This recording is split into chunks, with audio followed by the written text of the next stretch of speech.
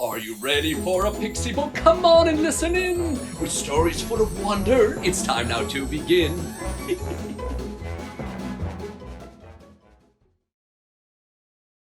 Oh, hello there, children. Let's hop on to another great tale together. Oh, hello to you as well, Storybook. What have you got for us today? Oh, the ant and the grasshopper. Oh, how wonderful! Let's begin. It was during the summer days when birds were flying over clear blue skies. The sun was shining on fields of grass and flowers, and the air was warm. Resting with his back to a tree trunk was a grasshopper lying around lazily. He would spend his summer days singing and dancing without a care in the world, just having a good time. Every day, he would watch a tiny ant carrying around foods. Not burgers and fries, though. She carried seeds and other ant foods from all around the fields to her home. Busy and persistent, she would work hard from dawn till sunset, carrying food to her home, not wasting any time. Quite a few times, he stopped her on her way as she was walking, carrying a seed that is twice her size, heavy on her back, and said, Little ant, why are you working so hard? Come join me in my dance. Look how beautiful it is around us. And the ant, breathing heavily from effort, replied, Oh no, sorry, Grasshopper. I must bring food to my home. There's no time to waste. And she would walk away, and the grasshopper would stay there, shrug his shoulders, and go back to doing nothing all day. One day, as the grasshopper once again stopped the ant in her tracks and tried to convince her to join him in his lazy fun, she put down the seed on the ground with a big thump and said, Sorry, Grasshopper, I can't. I need to make sure this seed gets in my home before nighttime. But why? The grasshopper wondered. You go around working so hard every day. Why do you need so much food? Well, you're such a tiny ant. Because when winter comes, my friend, this food will feed me through it, when everything here will be covered in snow. The grasshopper laughed. Winter? Winter won't come for 1,000,000 days. How silly. Working so hard every summer day for a winter that is so far away. But the ant paid him no mind. She shook her head, picked up the seed, and continued on her journey, collecting food for the winter time. And the grasshopper would laugh at her from afar, leaning on the tree trunk, singing songs to himself. This went on for days and weeks and months. The ant working hard and collecting food, and the grasshopper hanging around doing nothing but sing and dance.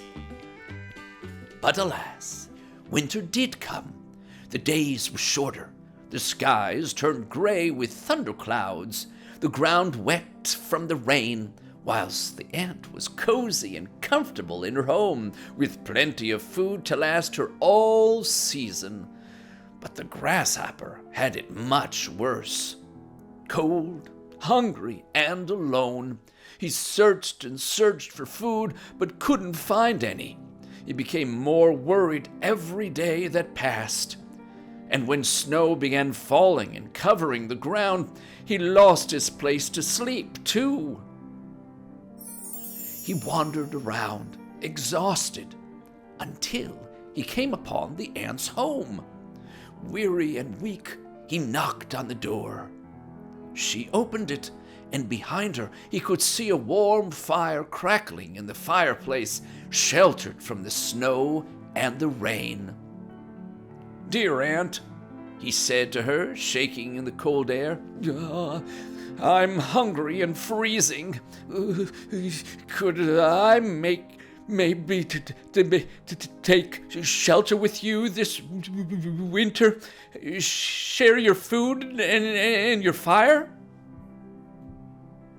The ant crossed her arms. Oh, so now you regret doing nothing all summer and want me to give you the food I worked so hard for while you were laughing at me? No. No. You should have thought about it before slacking off all summer, she said, angry. The grasshopper lowered his head. I'm sorry for laughing at you. You were right. I was irresponsible, and now I suffer the consequences, he said, turning around and walking away, hugging himself as the freezing wind blew at him. Little icicles hanging from his antennae, the ant went back inside her warm shelter, closing the door behind her. She tried to go on with her night as usual, but couldn't stop thinking about the grasshopper for hours. He really is freezing out there, she thought. He has nothing to eat and nowhere to go. He might not survive the winter like this. She sat there and kept thinking, glancing at her window, watching the snow pile high over the ground.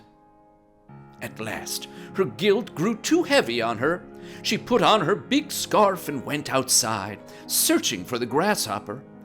She didn't take too long to find him, as he was getting so weak and couldn't walk that far away. She found him curled up on the ground, shaking, his body almost blue in color. She felt so bad for turning him away, and seeing him like this tug at her heartstrings. Come with me, she said, helping him get up. They walked slowly towards her home, the grasshopper leaning on her, for he was so weak. He came into her home, and she took care of him until he grew stronger. And so he took shelter with her throughout the freezing cold winter, ate her food, and shared her fire.